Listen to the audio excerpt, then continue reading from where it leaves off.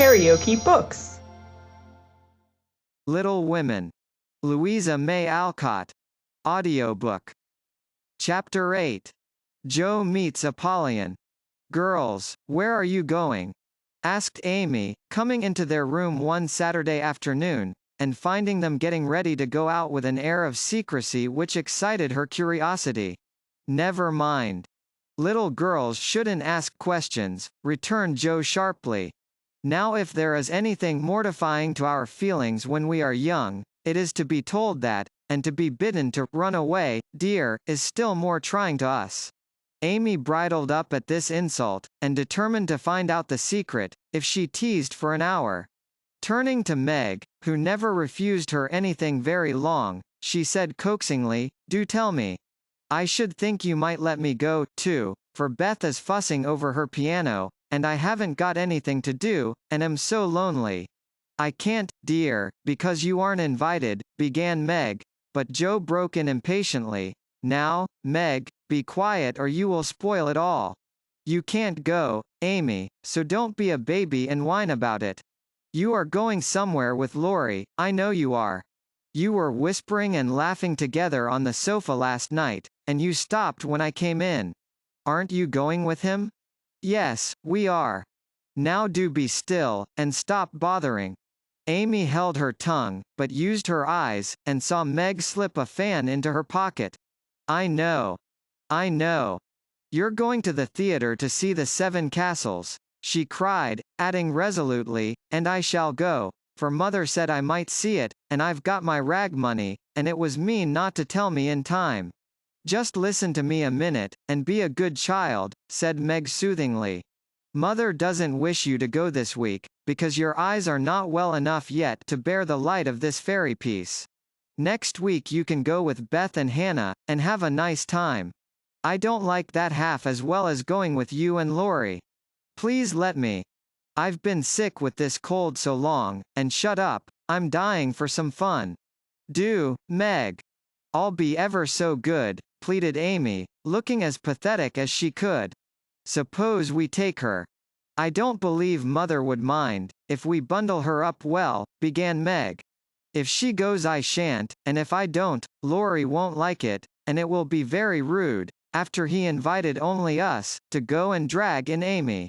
"I should think she'd hate to poke herself where she isn't wanted," said Joe crossly, for she disliked the trouble of overseeing a fidgety child when she wanted to enjoy herself. Her tone and manner angered Amy, who began to put her boots on, saying, in her most aggravating way, "I shall go. Meg says I may, and if I pay for myself, Laurie hasn't anything to do with it. You can't sit with us, for our seats are reserved, and you mustn't sit alone, so Laurie will give you his place, and that will spoil our pleasure. Or he'll get another seat for you, and that isn't proper when you weren't asked. You shan't stir a step, so you may just stay where you are," scolded Joe, crosser than ever, having just pricked her finger in her hurry. Sitting on the floor with one boot on, Amy began to cry and Meg to reason with her, when Laurie called from below, and the two girls hurried down, leaving their sister wailing. For now and then she forgot her grown-up ways and acted like a spoiled child. Just as the party was setting out, Amy called over the banisters in a threatening tone, "You'll be sorry for this, Joe March. See if you ain't."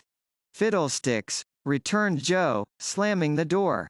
They had a charming time, for the Seven Castles of the Diamond Lake was as brilliant and wonderful as heart could wish. But in spite of the comical red imps, sparkling elves, and the gorgeous princes and princesses, Joe's pleasure had a drop of bitterness in it. The Fairy Queen's yellow curls reminded her of Amy, and between the acts she amused herself with wondering what her sister would do to make her sorry for it. She and Amy had had many lively skirmishes in the course of their lives, for both had quick tempers and were apt to be violent when fairly roused. Amy teased Joe, and Joe irritated Amy, and semi-occasional explosions occurred, of which both were much ashamed afterward. Although the oldest, Joe had the least self-control, and had hard times trying to curb the fiery spirit which was continually getting her into trouble.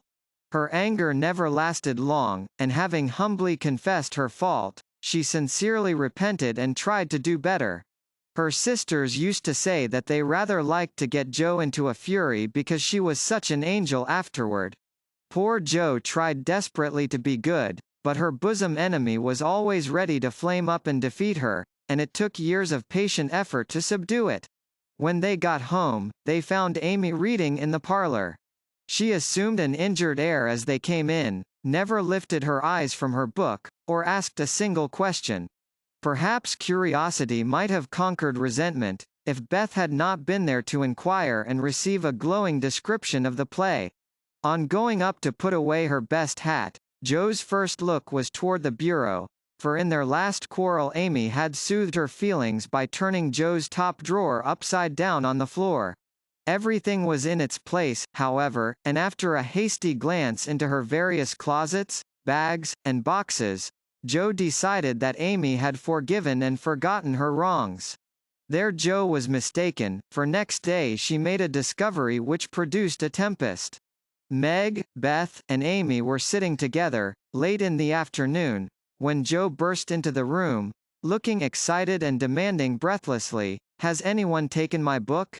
Meg and Beth said, "No," at once, and looked surprised.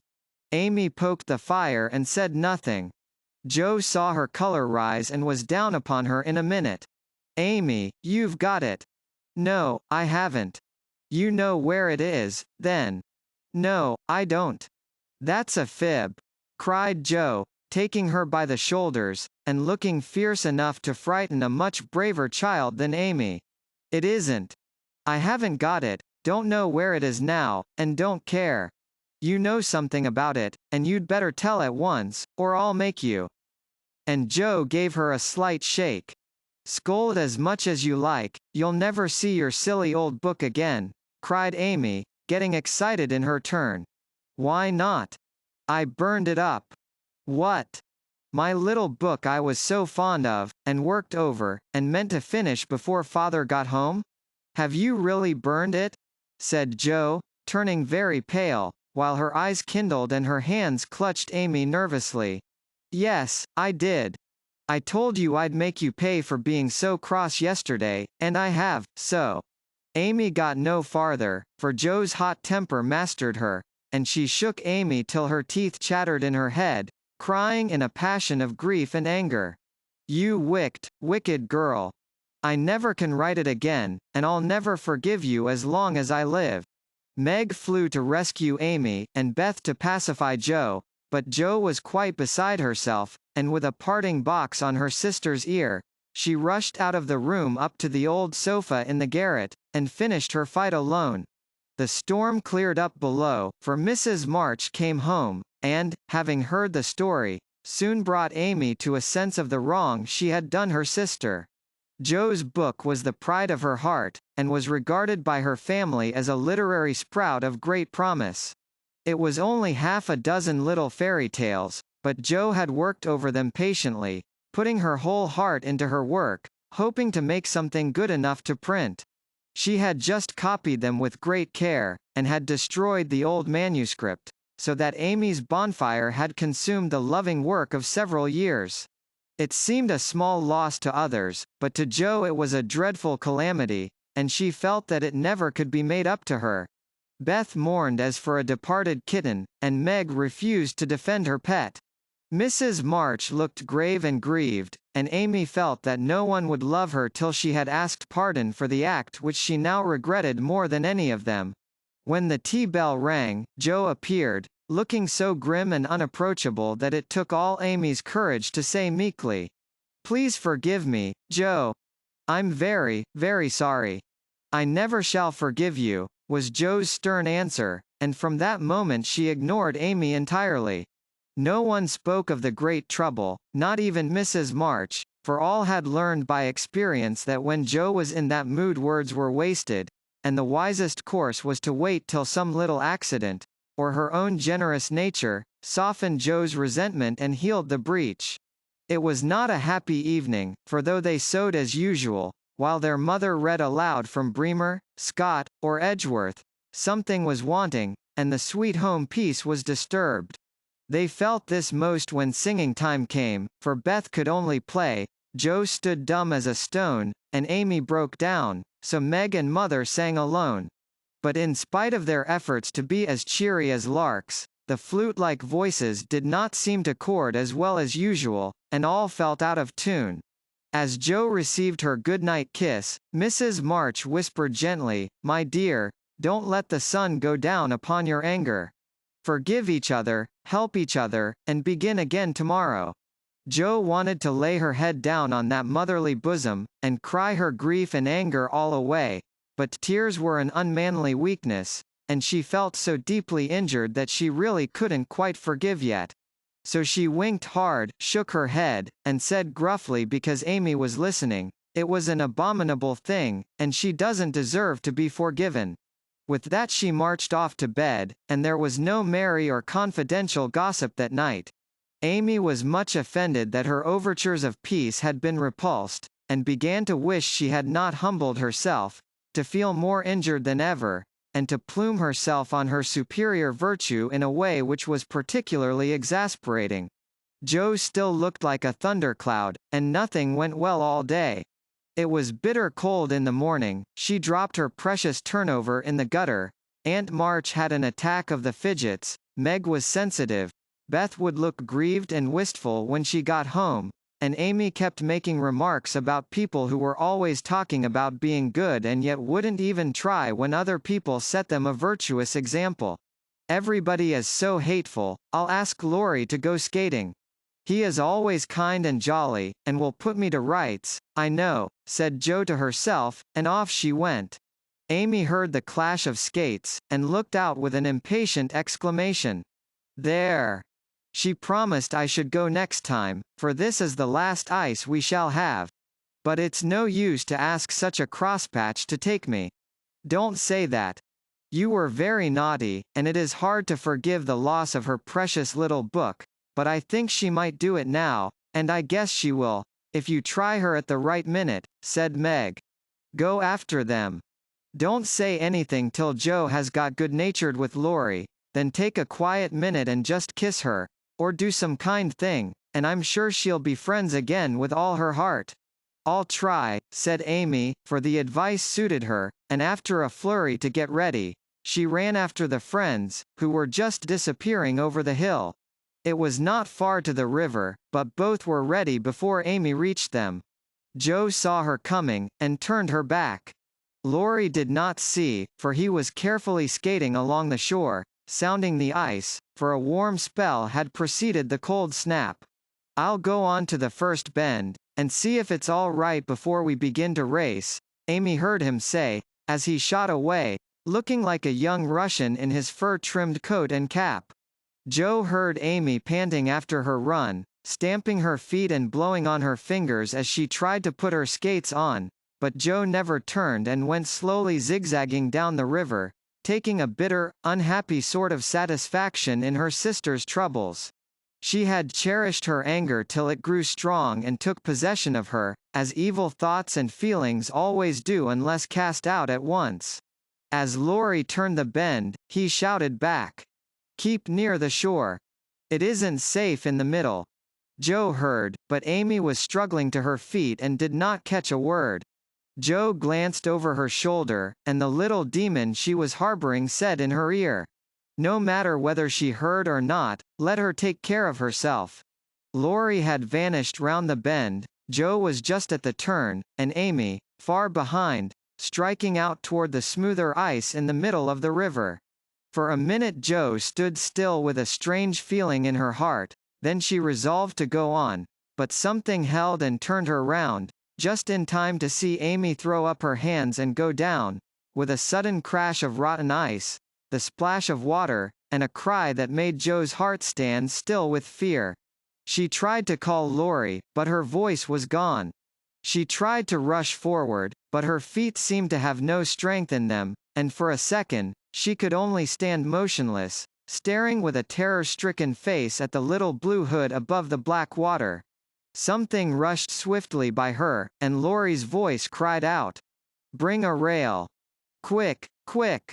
How she did it, she never knew, but for the next few minutes she worked as if possessed, blindly obeying Laurie, who was quite self-possessed, and lying flat, held Amy up by his arm and hockey stick till Joe dragged a rail from the fence, and together they got the child out, more frightened than hurt. Now then, we must walk her home as fast as we can. Pile our things on her, while I get off these confounded skates, cried Laurie, wrapping his coat round Amy, and tugging away at the straps which never seemed so intricate before. Shivering, dripping, and crying, they got Amy home, and after an exciting time of it, she fell asleep, rolled in blankets before a hot fire. During the bustle Joe had scarcely spoken but flown about, looking pale and wild, with her things half off, her dress torn, and her hands cut and bruised by ice and rails and refractory buckles. When Amy was comfortably asleep, the house quiet, and Mrs. March sitting by the bed, she called Joe to her and began to bind up the hurt hands. "Are you sure she is safe?" whispered Joe, looking remorsefully at the golden head, which might have been swept away from her sight forever under the treacherous ice. "Quite safe, dear. She is not hurt, and won't even take cold, I think. You were so sensible in covering and getting her home quickly," replied her mother cheerfully. "Laurie did it all. I only let her go. Mother, if she should die, it would be my fault." And Joe dropped down beside the bed in a passion of penitent tears, telling all that had happened, bitterly condemning her hardness of heart, and sobbing out her gratitude for being spared the heavy punishment which might have come upon her. "It's my dreadful temper. I try to cure it, I think I have, and then it breaks out worse than ever. Oh, mother, what shall I do?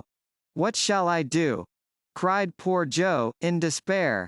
"Watch and pray, dear, never get tired of trying, and never think it is impossible to conquer your fault," said Mrs. March, drawing the blowsy head to her shoulder and kissing the wet cheek so tenderly that Joe cried even harder.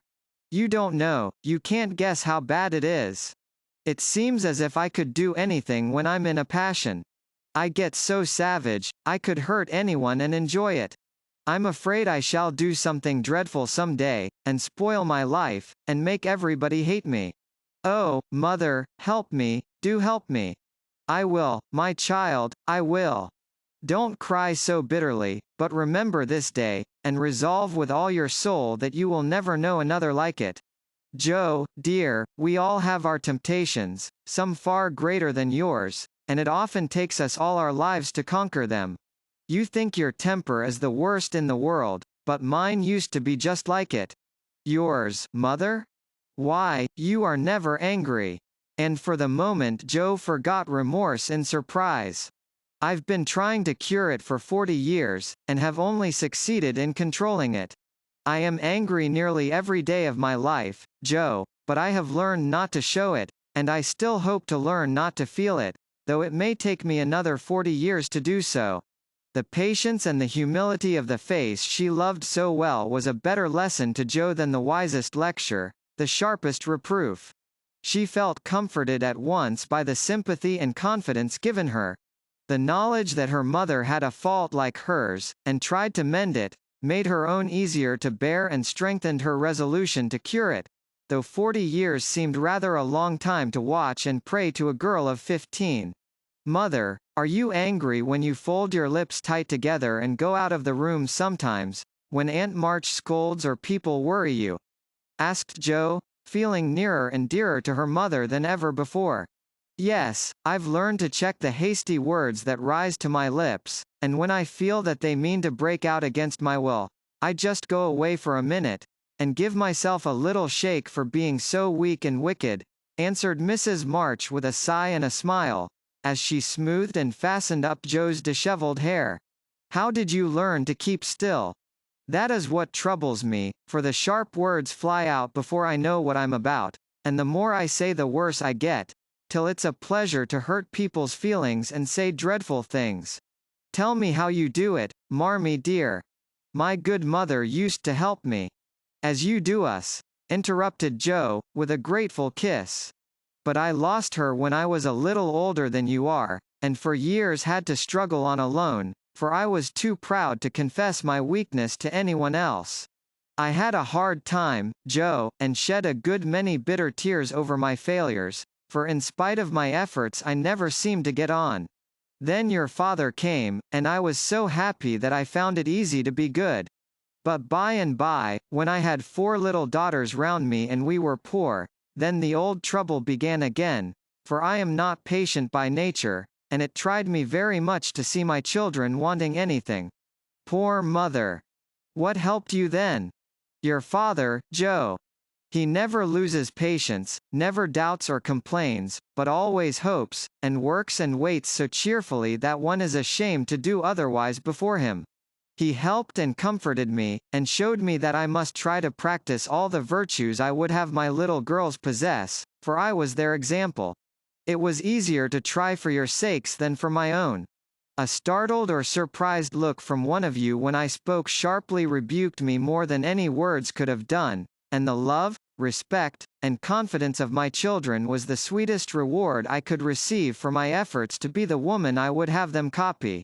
Oh, mother, if I'm ever half as good as you, I shall be satisfied, cried Joe, much touched. I hope you will be a great deal better, dear, but you must keep watch over your bosom enemy, as father calls it, or it may sadden, if not spoil your life. You have had a warning. Remember it, and try with heart and soul to master this quick temper, before it brings you greater sorrow and regret than you have known today. I will try, mother, I truly will. But you must help me, remind me, and keep me from flying out. I used to see father sometimes put his finger on his lips, and look at you with a very kind but sober face, and you always folded your lips tight and went away. Was he reminding you then? Asked Joe softly. Yes. I asked him to help me so, and he never forgot it, but saved me from many a sharp word by that little gesture and kind look. Joe saw that her mother's eyes filled and her lips trembled as she spoke, and fearing that she had said too much, she whispered anxiously, "Was it wrong to watch you and to speak of it? I didn't mean to be rude, but it's so comfortable to say all I think to you, and feel so safe and happy here. My Joe, you may say anything to your mother, for it is my greatest happiness and pride to feel that my girls confide in me and know how much I love them. I thought I'd grieved you. No, dear, but speaking of father reminded me how much I miss him, how much I owe him, and how faithfully I should watch and work to keep his little daughters safe and good for him. Yet you told him to go, mother, and didn't cry when he went, and never complain now, or seem as if you needed any help," said Joe, wondering. "I gave my best to the country I love, and kept my tears till he was gone. Why should I complain, when we both have merely done our duty and will surely be the happier for it in the end? If I don't seem to need help, it is because I have a better friend, even than father, to comfort and sustain me. My child, the troubles and temptations of your life are beginning and may be many, but you can overcome and outlive them all if you learn to feel the strength and tenderness of your heavenly Father as you do that of your earthly one. The more you love and trust him, the nearer you will feel to him, and the less you will depend on human power and wisdom. His love and care never tire or change, can never be taken from you, but may become the source of lifelong peace, happiness, and strength. Believe this heartily, and go to God with all your little cares, and hopes, and sins, and sorrows, as freely and confidingly as you come to your mother." Joe's only answer was to hold her mother close, and in the silence which followed the sincerest prayer she had ever prayed left her heart without words. For in that sad yet happy hour, she had learned not only the bitterness of remorse and despair, but the sweetness of self-denial and self-control, and led by her mother's hand, she had drawn nearer to the friend who always welcomes every child with a love stronger than that of any father, tenderer than that of any mother. Amy stirred and sighed in her sleep, and as if eager to begin at once to mend her fault, Joe looked up with an expression on her face which it had never worn before. "I let the sun go down on my anger. I wouldn't forgive her, and today, if it hadn't been for Laurie, it might have been too late. How could I be so wicked?" said Joe, half aloud. as she leaned over her sister, softly stroking the wet hair scattered on the pillow. As if she heard, Amy opened her eyes, and held out her arms, with a smile that went straight to Joe's heart. Neither said a word, but they hugged one another close, in spite of the blankets, and everything was forgiven and forgotten in one hearty kiss. KaraokeBooks.